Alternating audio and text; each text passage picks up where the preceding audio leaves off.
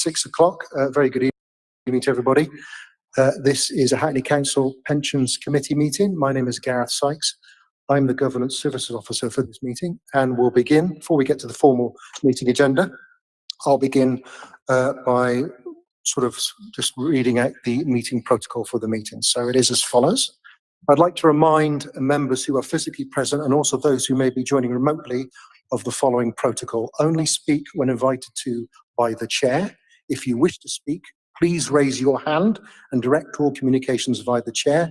And obviously on Google Meet, there is an electronic function to raise your hand as well as physically raising your hand. For those joining remotely, please ensure that all your mics are muted when you are not speaking. If you're not having any technical difficulties, please use the chat function in Google Meet to raise those technical issues. Please do not use the chat function for putting formal questions to the committee. And last but not least, any persistent disruptive behaviour will result in the removal of yourself from the meeting. So that completes the remote meeting protocol. So I understand 2 members of the committee are joining remotely this evening, Councillor Rathbone and Mr. Colehurst, if I pronounce your surname correctly, sir. So I believe we now go to the formal agenda. Chair. Thank you, Gary. Welcome to this evening's Pensions Committee. We have quite a full agenda this evening. To help ensure the meetings run smoothly, I would like to request some changes to the order of the agenda. I would like to move item 5, the actuarial evaluation and review of funding strategy, to after the quarterly review, to allow the committees to move into private session, to consider the exempt appendices, like take all public papers first, and then move into private session for members to consider the exempt papers. A verbal update on the custody contract will also be provided during the exempt session. Suggested order of papers: 1, apology for absence, declaration of interest, consideration of minutes of previous meeting, training, procurement, pension fund statement of accounts, quarterly update, including RI updates linked to TCFDA consultation and pensions committee appointments, 2022 actuarial valuation and review of funding strategy, exempt appendices, exclusion of the press and public, custody contract, verbal update exempt, investment strategy update exempt, third-party admin proposal exempt, cyber strategy update exempt, investment consultancy procurement decision exempt. Agenda item 1, apology for absence. Any apology for absence? Yes, Chair. We have 2 apologies for absence. Councillor Osen and Councillor Hayhurst. And Councillor Adebayo running late. And I think Councillor Chapman as well. Okay, thank you, Chair. Yeah. May I take this is the opportunity to introduce our new committee member, Councillor Joe Walker. So he's joining us this evening. He's the new committee member. Joe, welcome on board. All right. Declaration of interest. Members may declare any disclosable pecuniary or non-pecuniary interest in any item coming before the pensions committee. They must state the item for which they are declaring an interest and what the interest is, as this must be properly minuted. Where the declaration is for a disclosable pecuniary interest, the member must leave the room when the item in which the member has an interest is being discussed, unless the members has obtained dispensation from the monitoring officer or standards committee to remain in the room and participate in the meeting. Where a member has a non-pecuniary interest, he or she must declare the existence and nature of the interest in relation to the relevant agenda item as soon as it becomes apparent to him or her. He or she may remain in the room, participating in any discussion or vote, provided that contractual, financial, consent, permission of licensing matters are not under consideration relating to the item in which the member has an interest. If this is so, the member must leave the room, unless the members has obtained a dispensation from the monitoring officer or standard committee. Declaration of interest form will be sent to members shortly via email, Google Form format, and apologize for delay in sending this out. Officers are happy to meet with any members unsure of what needs to be declared. Please note the additional form is required as the pension funds needs to maintain its own records separately to those held by the council. Agenda item 3, minutes of the previous meeting. Chair, I believe Councillor Tratton has a declarations of interest. Okay, thank you. Councillor Chapman. Recipient of a local government pension. Thank you. Any other declaration? No. So move on to agenda item 3, minutes of the previous meeting. Are there any matter arising from the minutes?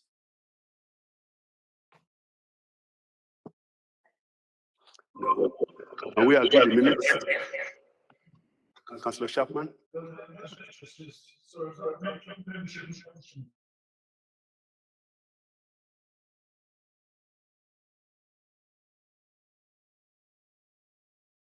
Want to declare that or? Okay. Okay. Okay, that will be recorded in the Okay, minutes. So. Okay. Okay, thank you. And we agree the minutes of the meeting held on the 15th June 2022 as contained within the public agenda pack.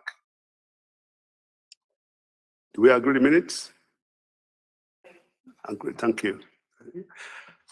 Agenda item 4, training procurement. We've got 20 minutes for this agenda item.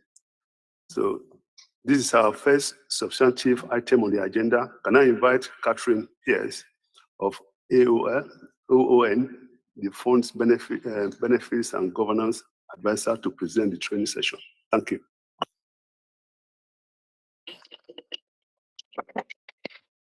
Yes, thank you, Chair. Sorry, just to clarify, Catherine is not Catherine Pierce tonight, it's myself, Karen McGroyan from Aon, who will be doing the training. I am hoping Michael has got the slides and he will be sharing them. Just any minute, I can see them on the screen. Can everybody, once the slides are up on the screen, could you let me know, can you see them clearly if the lights are still on in the room, or could I ask my colleague in legal to perhaps dim the lights, if that's okay? There's a wall unit just to the left of us. Yeah, or if the chair is acceptable, I could do it. Okay, it's to dim the lights in the room, Chair, so we can see the slide. Yeah, they are quite bright.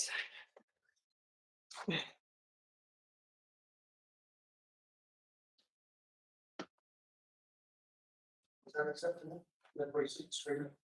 Is that better? I'll see that there. Yeah. Okay. All right. All right. Okay. Well, I'll stay at the top table. And get comfortable. Yeah, thank you, Chair. And Chair, if you're happy, I'm happy to take questions as we go along. If any of you want to just shout out and stop me in case anything isn't clear. So if we can move on to the next slide, please, Michael. So the subject matter tonight is procurement, and there are a couple of agenda items tonight, which this is obviously extremely relevant for. You may recall that the Hackney Pension Fund has a knowledge and skills training policy, and as part of the knowledge and skills training policy, we've agreed to follow the SIPFA framework, which outlines a number of topical areas where it's suggested that you have a level of knowledge in relation to those areas. So on this slide, we've actually highlighted what the SIPFA framework says, and it talks about the fact that you should have a general awareness of public procurement requirements. It also refers to the national framework, so we'll be covering that, and also who the key decision makers are in relation to your fund's procurement. And also you should have a general understanding of the suppliers and the providers to the pension fund and how you monitor those suppliers and providers on an ongoing basis. So in a nutshell, that's what we're going to cover tonight. It's a relatively short training session. We move on to the next slide. Thank you, Michael. The pension board also do have specific SIPFA framework requirements. They're not quite the same as the pensions committee, but just to clarify, the pension board did actually get training on procurement at their meeting just a couple of weeks ago. So they've also had very similar training, so they understand the roles and responsibilities in relation to the pension fund. So if we move on again, Michael, thank you.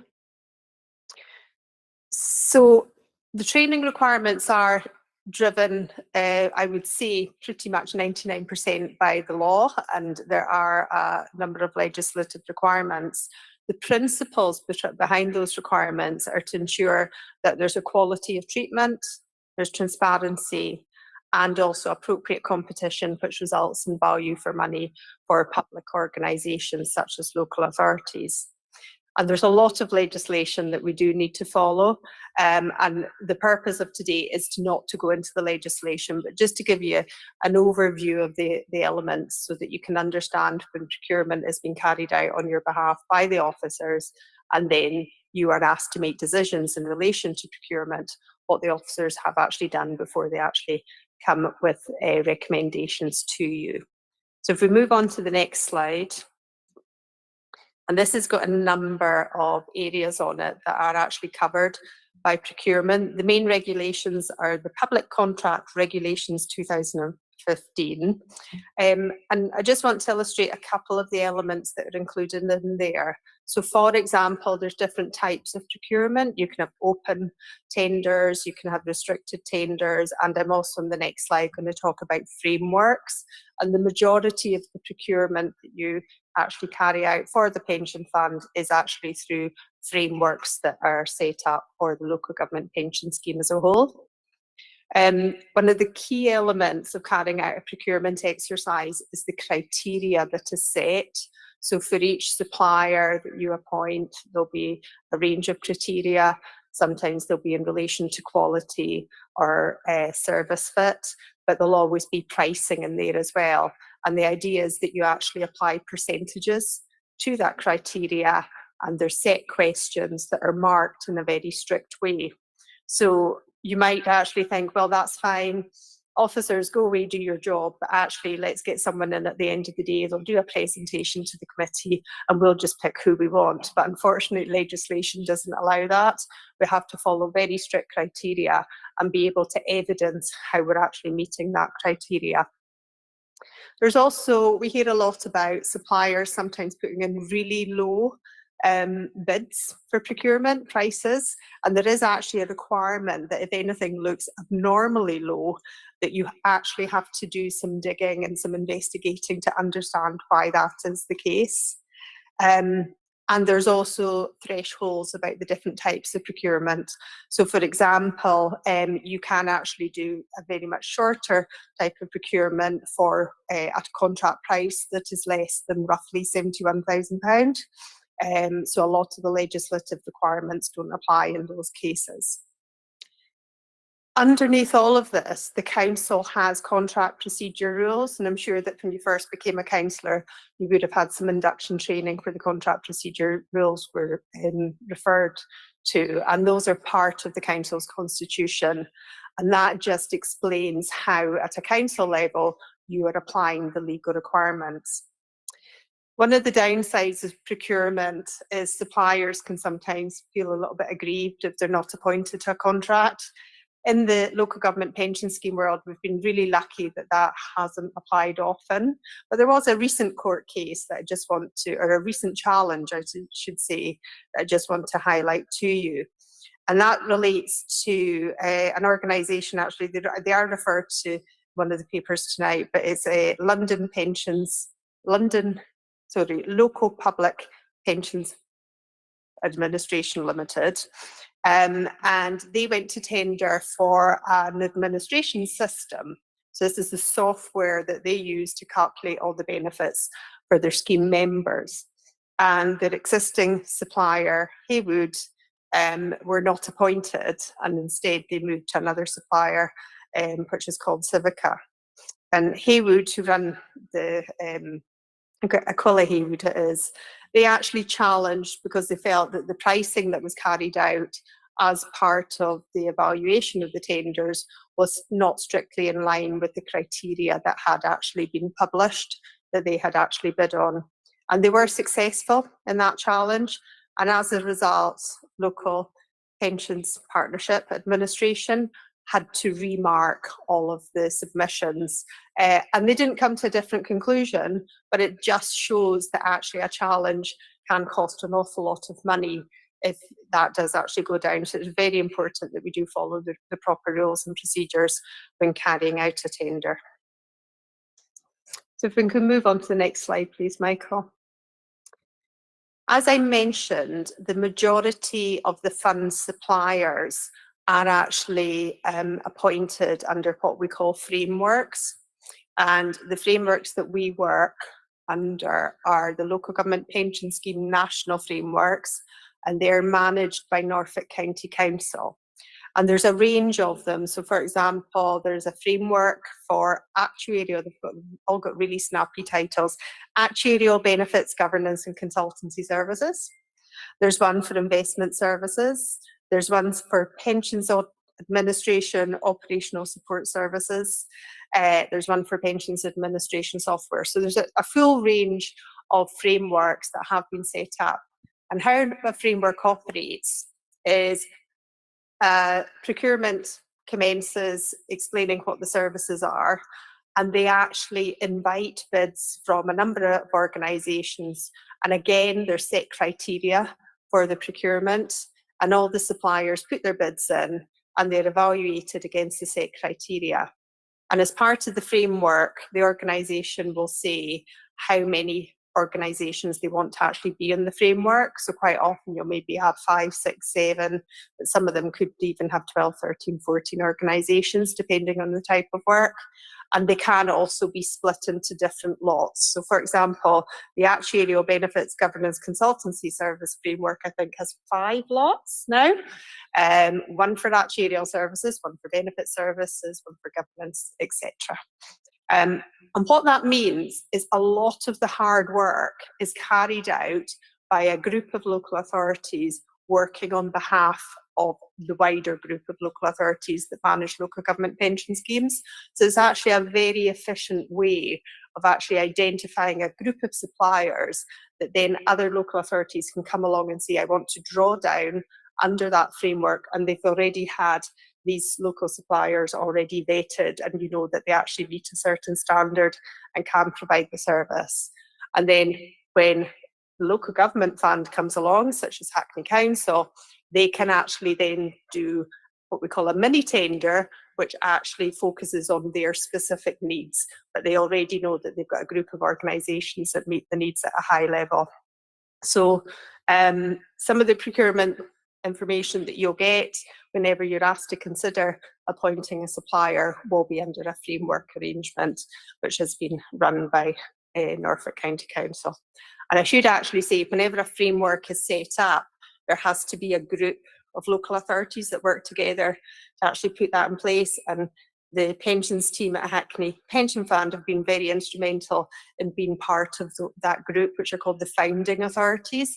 And they've been involved as founding authorities for a number of the frameworks that are currently in place, which is really useful. So if we move on to the next slide, and just to think about, okay, so what does this mean for Hackney Pension Fund? Who are your key suppliers?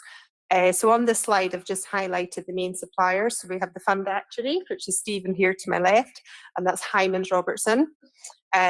Your third-party administrator is Equinity. You don't have an administration software provider. Many funds will actually, they don't have a third-party administrator, but instead they have an administration software provider. The investment consultant is also Hymans Robertson, and we've got Andrew in front of me here. External auditor, audit commission, and then there's other ones like ourselves. We're your benefits and governance advisors at Aon. And you can, some funds have separate project management support, administration support, covenant assess advisors, and also legal advisors. I've actually got SQB down, but it's Gowlings that's used for administration purposes. So there's lots of potential suppliers you could have. Some funds have them all, some funds have some of them. There's some that legally you do have to have. You have to have a fund actuary, and it would be extremely difficult for you to properly manage the pension fund without an investment consultant, because you should be taking regulated advice in relation to your investments as well, and obviously an external auditor. But there's some others that you may not actually be legally required to have. It's more a best practice requirement so that you feel you get the appropriate advice. And the final point on the next slide is about how you monitor suppliers. It may seem really obvious, well, obviously we've got to monitor suppliers and make sure they're doing their job, but how and why do we do this? SIPFA has a set of principles which we call the minors principles, and one of the elements of the minors principles, and it's a professional requirement that you follow these principles, is that you should have appropriate arrangements in place for the formal measurement and performance of the investment managers and your advisors. So it's very much saying ensure that you have got an ongoing process. And there's a number of ways that you carry that out. Clearly, the most obvious way is the fact that you have limited period contracts with your suppliers and you go to tender as you're coming up to the end of each contract, and that is a clear measurement as to whether or not you want to retain the supplier or actually move to someone else to meet your required criteria. But then there'll be ongoing measures. So for example, some of the performance measurement in your quarterly update report, you'll see that there's measures in there about key performance indicators and SLAs in relation to Equiniti. They are some of the contract measures that have been put in place for Equiniti, and you'll find that for some of your other suppliers as well. And clearly the officers will not be paying the invoices of any of your suppliers without checking that you are actually getting charged in accordance with the original tender submissions as well. And the other way that's quite often happens is usually on an annual basis, there'll be discussions between the funds officers and the key relationship people with your suppliers to discuss the quality of the relationship. In relation to the investment consultants though, they've actually got something quite more formal nowadays, which is called their CMA objectives. And you may recall this was covered as part of previous agenda items, where investment consultants now actually have to be formally assessed against the fund's objectives. And this is on an annual basis, and those objectives also have to be incorporated into any procurement exercise as well. Now, it's been put in place legally for non-local government pension schemes, and we're just waiting for regulations just to formalise it within the local government pension scheme as well. So that's effectively a form of legal requirement for performance measurement of your investment consultants. And nearly my final thing I want to highlight is we're waiting for a new code to be published by the pensions regulator that should be out at the end of this year or the beginning of next year, which is going to have the really snappy name of the new single code. And within that, there's going to be a module which talks about performance and appointment of suppliers. So there's some elements within there, and that's a professional code that again you'll be required to follow, and it just gives some guidelines on how you should be appointing and assessing suppliers and providers to the pension fund. I'm glad to say it is all very much common sense and very much a lot of what I've been saying that's going to be in that code, but it will be something new that we'll just have to evidence that we are actually meeting the requirements from.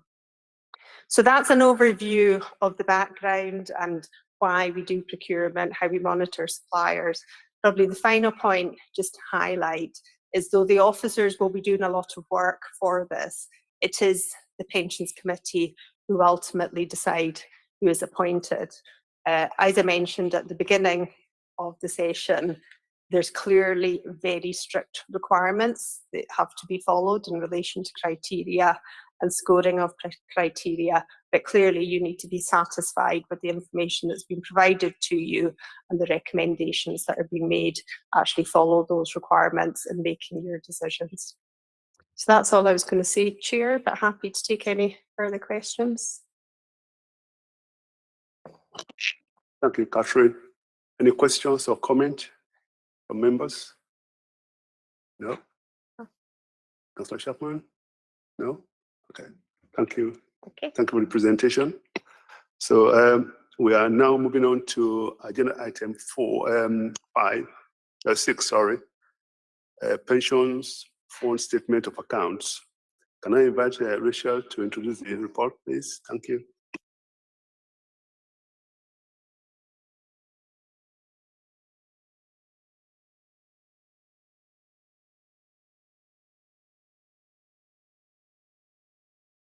Phone on. Oh, no, there it is.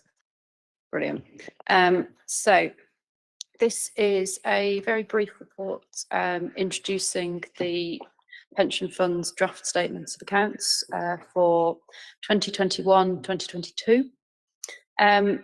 The main detail I wanted to draw your attention to in this paper is really around the timetable for publication. So our regular timetable for the publication of draft accounts and audit of those accounts is to publish the draft at the end of May and have the audit process completed by the end of July. Obviously, for the past couple of years, there's actually been legislation in place to vary that, given issues around COVID and particularly around audit timing issues. Essentially, this year we've had until the end of July to produce the draft, and I'm pleased to say that Hackney, both the council and the pension fund, did publish on time, which is obviously pleasing. In terms of the audit timetable, we are expecting quite a substantial delay. So the timetable permits us, I think, till the end of November. We're unsure at this point whether or not that will be met. The pension fund we have a statutory requirement to publish our annual report together with the pension fund accounts by the 1st of December. So for this year, we publish on 1st of December for the year to 31st of March 2022. Generally, we would publish that in fully audited form. This year, we will be looking to publish a draft so that we can say that as far as possible we have met the requirements. We are looking to put a committee meeting in place for mid to late November, and we will be bringing a draft of the full annual report document to that committee, so that the committee can approve publication in draft form. So that's the key item I wanted to bring to everyone's attention. If there are any questions on the accounts themselves, I am very happy to take them.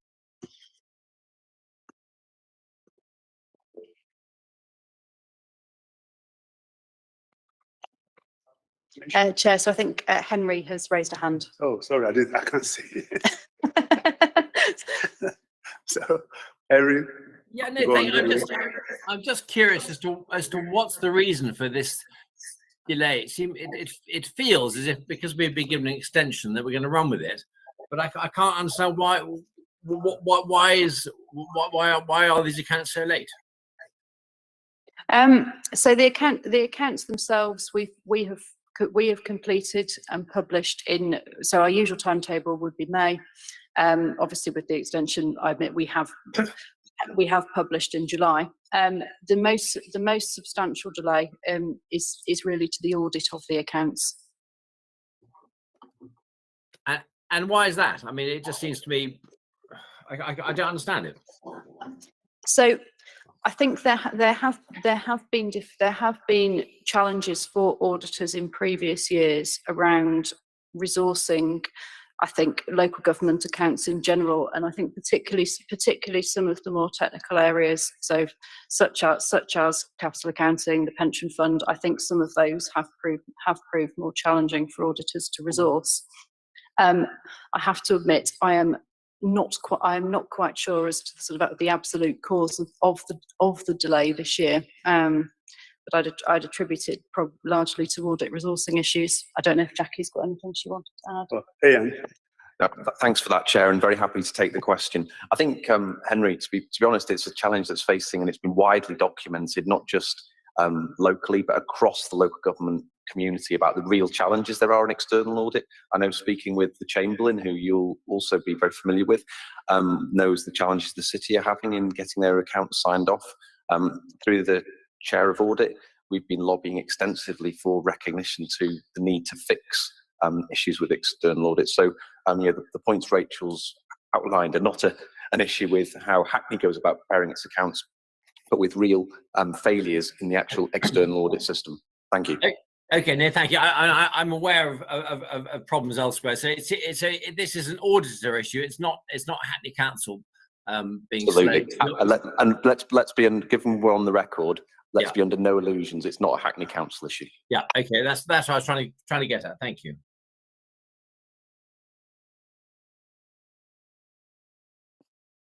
Richard, you want to carry on or you finish? Happy to take further questions if there are any. Any questions from members? No, I'm not sure it's a question, but it's just a clarification. Like the actuaries, in their assumptions, they use CPI.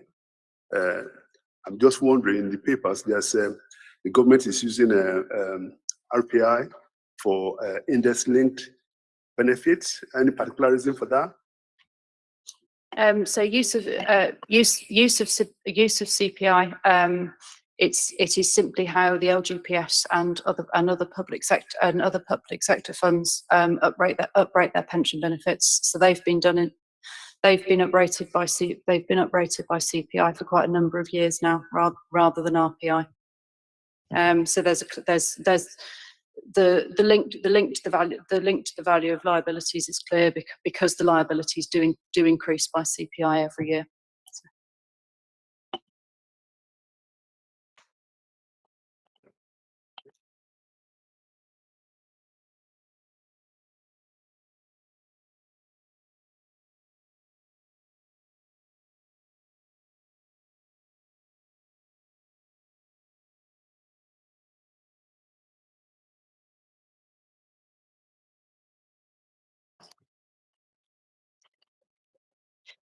So the quarterly report sets out some of the funds key performance measures up to, and it's worth noting that this runs up to it's the quarter from the 1st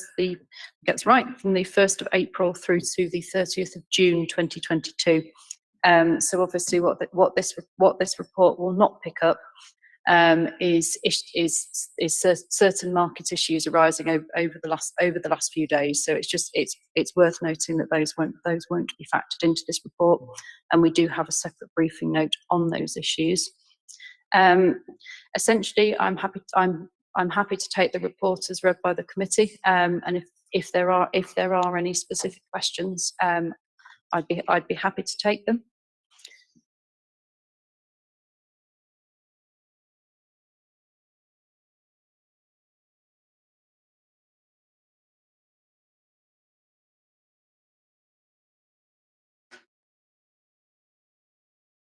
Can I take it? There's no questions. Yes, sorry. Catherine, please. Yeah, thank you, Chair. Can I maybe just highlight a bit of good news, just to make sure that the committee are aware of it, and that's in relation to the annual benefit statements that's mentioned on page 150 and 151. The committee may recall we've had a number of years where the annual benefit statements were not being issued, a lot of that because of data problems and getting the data across to Equinity, and the legal deadline was missed for a number of years, but really excellent progress this year with the data being transferred, meaning that the benefit statements, other than a very, very small amount, we're talking 20 or 30 out of many thousands, were all issued by the legal deadline. So I just thought it might be wise to put that in the record in the minutes to recognise that good progress. Thank you. Want to carry on? Yep. So if there are no specific questions, the specific points I wanted to draw members' attention to are, first of all, in section 9, the responsible investment update.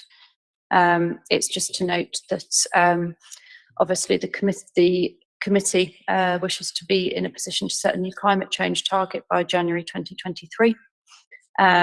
So clearly we are looking to undertake an updated TCFD compliant assessment of the portfolio as at 31st of March 22. What we've been doing is we have been speaking with providers to understand the timeframes around carrying that out. We've spoken to our previous provider around providing a 1.5 degree warming scenario. At the moment, they have confirmed that is possible, and so at the moment we are on track to complete that first assessment by January 2023. So that was one point I wanted to draw to your attention. The other was just around the appointment of co-opted representatives. So clearly, at present, the Constitution sets out that we include. Henry, I think you've raised a hand. Henry? Yes. Okay, Henry. I was going to make a point on this, but perhaps I better let Rachel finish first before I make some comments. No, that's okay. I'm happy to take comments as well. So at present, the committee specifies that we include 2 non-voting co-opted members, Henry and Jonathan.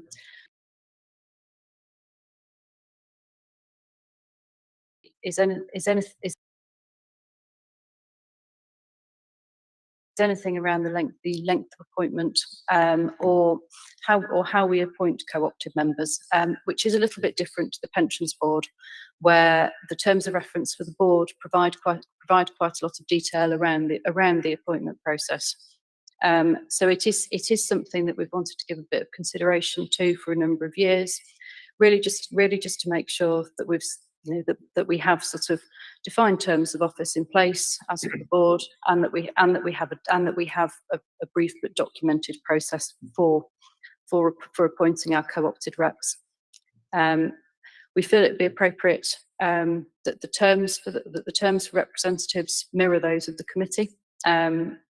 So we'd suggest a 4-year term, running to set 2 years out from the committee's process to make sure that we do get continuity of experience. And clearly we do recognise that this represents a change for Henry and Jonathan, who are currently in post. And so what we would suggest is that we don't commence a formal process straight away, and instead we look to undertake a more formal recruitment process early in 2024, as that would keep the appointment period set 2 years out from that of the council. Obviously, Henry, I am very happy to take comments. Yeah, no, thank you. I was just really going to make, I think this is entirely sensible. I just wanted to make 2 comments. One, that I think it'd be more sensible to have the 2 co-opted representatives on a staggered basis. I found it quite helpful that Jonathan was already on when I joined, and I just think it's not terribly clever to have both co-ops potentially falling off at the same day, and then you have 2 brand new ones coming on the same day, because you then lose the benefits of some element of continuity. So, I mean, I feel rather strongly on this because of other roles. I think it'd be much better to have them staggered so that you get one falling off every 2 years in theory. So at least you've got some element of continuity. And I think the other point I would just say is, given how long it took me to get on, I think it was a process point, you may look to, it would be better to start recruitment a bit earlier, I think, because I think 3 months is nearly long enough. I mean, I don't know, in my case, I'm an employer representative. I don't know how many others there are in Hackney outside the council. There's probably not many, but you're probably going to have to trawl quite a long way to find people anyhow. So I would certainly suggest, 1, that you stagger the 2 co-ops, and 2, that you give yourself a bit more time to recruit replacements. No, thank you, Henry. Those are good points. I'm certainly very, very, very happy to take those into account, as I think they're sensible. In terms of your referring to the long recruitment period, you are absolutely right that we don't have a large number of large employers outside of the council. We have, you know, we were for many years quite reliant on Hackney Homes, and now that they've moved into the council, we are quite reliant on the academies to provide employer representatives for both the committee and the board. I would like to point out that I don't think we are proposing a restriction on the number of terms that members can serve, and they are welcome to reapply if they wish to.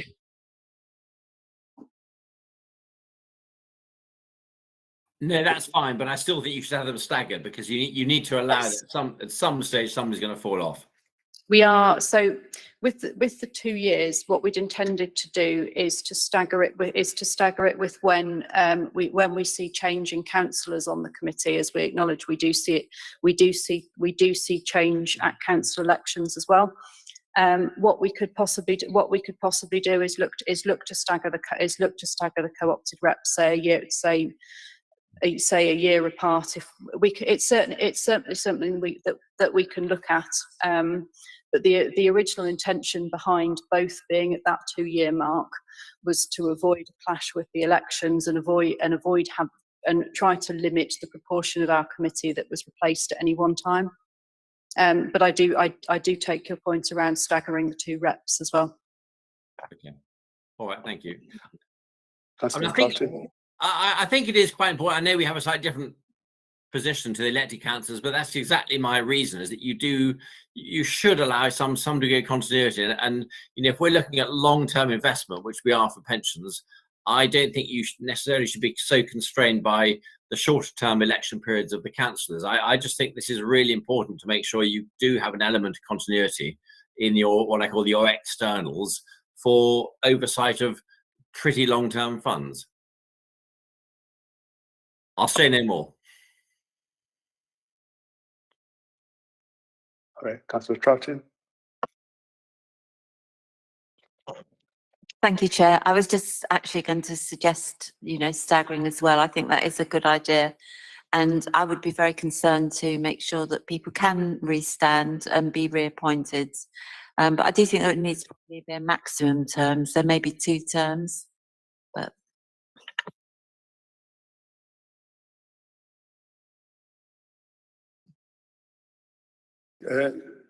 Catherine. Yes, thank you. If I may, Chair, I would probably recommend not even having a maximum term, because it can be quite difficult to find people willing to sit on pension committees from employers and scheme members. It can be quite a difficult process to get good people. So I would suggest that the committee actually don't have a maximum term and allow reappointment for as many periods as those individuals are permitted. So, sorry, Karen, I keep on calling you Catherine. Sorry about That's that. okay. I answer to anything, Chair. Sorry about that. Any other questions? Right, Councillor Chapman.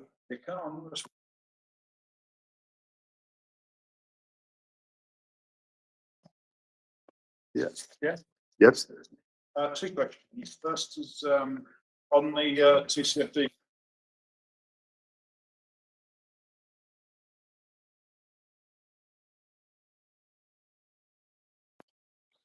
So yes, we are planning to respond.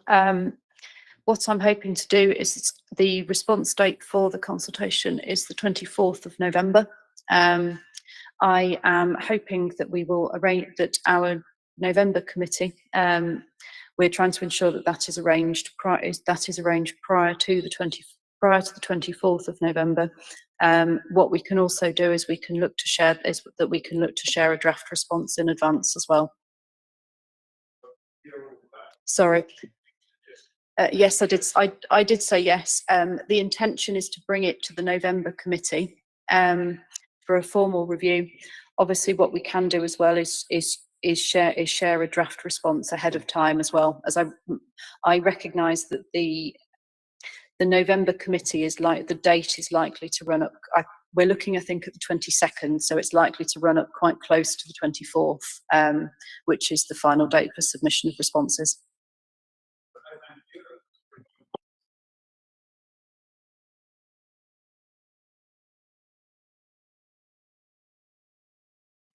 So work on compliance with the stewardship code. It is ongoing. We've started to put further processes in place for regular engagement with managers. Essentially, what we've been targeting really is to look at next year's first submission for a submission to the stewardship code. I think what I'd emphasise is that it's something that we do want to make sure that we get it right first time. But I am keen to make sure that we do drive this forward and do get a submission in for March next year.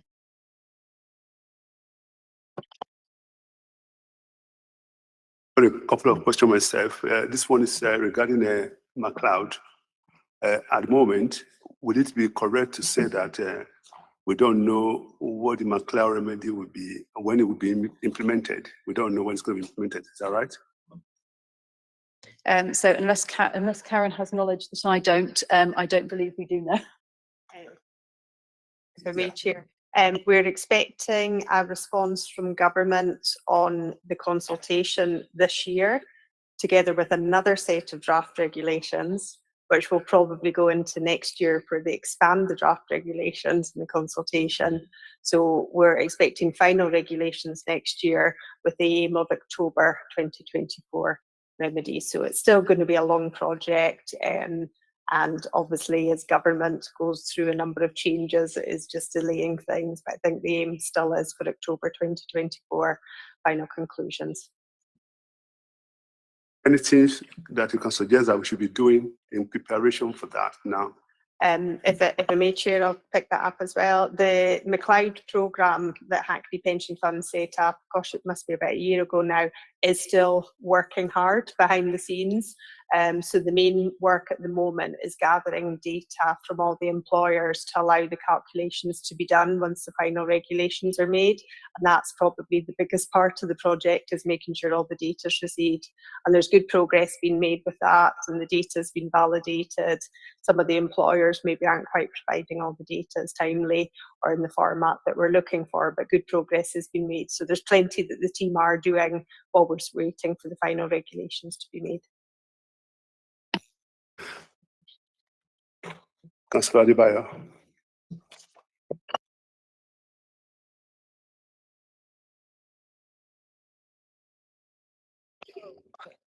Thank you. I just want to know whether there is any particular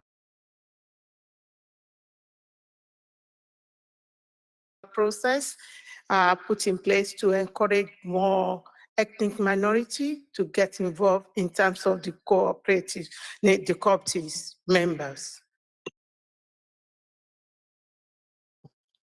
No, it's a good question. I have to admit, we actually don't have anything specific in place at the moment, but it's certainly something we'd be happy to look at doing. So no, we'd be very happy to discuss it. So my last question is on with the current cost of living crisis and what has been going on with the mini budget that just been announced by the government. What do you think the impact is going to be on the pension, henceforth, in terms of achieving our long-term objective? So so obviously there's quite a number of dimensions to it. So I think when we get to the investment strategy section, we will talk a little bit more around the key risks of inflation to the fund, as obviously essentially our primary risk is simply that our assets don't keep pace with the value of our assets doesn't keep pace with inflation, and B, we then have the fact that we have CPI linked liabilities means that essentially our cash outflows in relation to benefits go up go up with inflation every year. The other dimension that we need to look at as well is obviously around the cost to members, which is something we are quite aware of. So what we're doing at the moment is looking at tracking opt-outs from the pension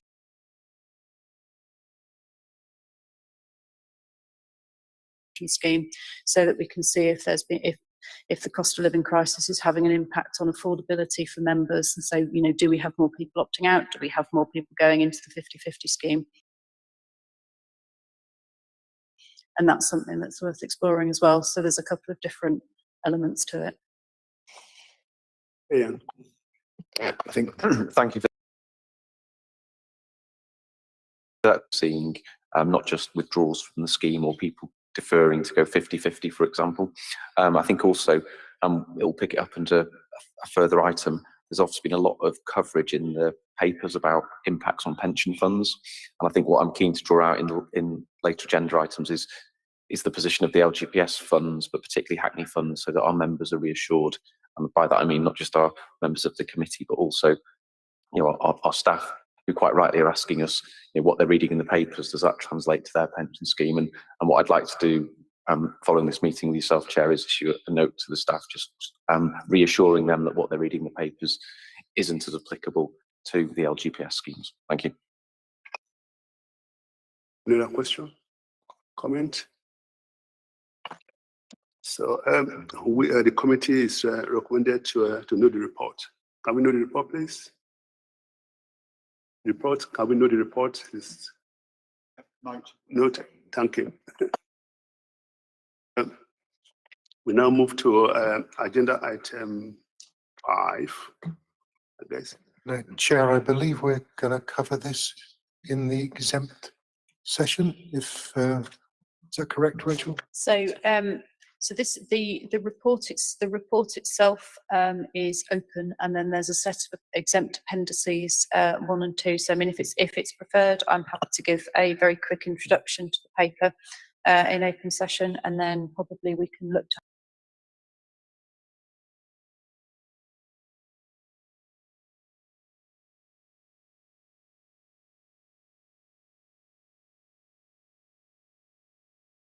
hand over to Steve. We can. Live stream will finish, I should say, and then we'll go into the private session. Okay. Perfect. No, that seems the best way.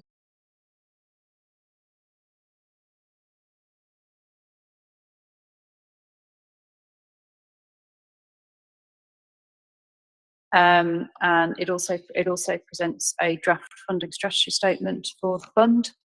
So that's one of the key reasons that the appendices have been made exempt, as the funding strategy statement is still in draft. And one of the purposes of this paper is to ask the committee to approve the draft statement to go out to consultation with our employers. And then the other key appendix focuses on the whole funding position and the assumptions on which that is based. So Stephen, as the fund actuary, will obviously talk through this in a lot more detail. But what this report does is essentially it introduces the background to the valuation process, and essentially sets out really what the funding strategy statement is for. So it's very much targeted at employers. It looks at how employer liabilities are measured, the pace at which they're funding, and how employers should pay for them, and also how we've balanced issues of affordability, stability of contributions, and making sure that the funding basis is prudent. We also touched briefly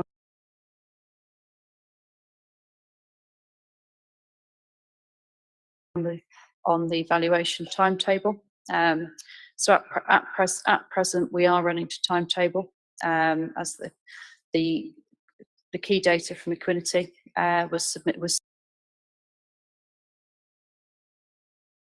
submitted in July, and that's now been reviewed by Hymans. So this year, as Karen has mentioned around the data for annual benefit statements, similar applies to the valuation. The Equinity have been able to submit good quality data and submit it to Hymans on time, and that's now been accepted as the basis of the valuation. There's been some minor adjustments needed, but so far this hasn't had an impact on the overall timescales, and it's simply been a case of some additional work required. So Stephen will take you through the next section in much more detail. Essentially, as the actuary, they've now assessed the whole fund funding level for the fund. And again, the report sets out, it presents the funding position on a range of different assumptions, so you can see how sensitive it is to different assumptions around economic conditions. And it will show how the funding position's changed since the previous valuation. We're also required, we are required to state, although the actuary doesn't really like doing it, we are required to state a single funding position for the fund, and that's now 106. As at the 31st of March 2022, it was 106%. Relative to 92% back in 2019. Obviously that 106% has changed and bounced around very, very considerably since the 31st of March. And I'm sure Stephen will want to touch on that element of it as well. So if the committee's happy, I will hand over to Stephen and we can move into the private session for this meeting. So just for formalities then, we are now going to go into private session. So this is the exclusion of the press and the public. So under paragraph 3 of part 1 of schedule 12A of the Local Government Act 1972, we are now going to private session. So I would please ask that Mario from ICT please cease the live recording of this meeting, please.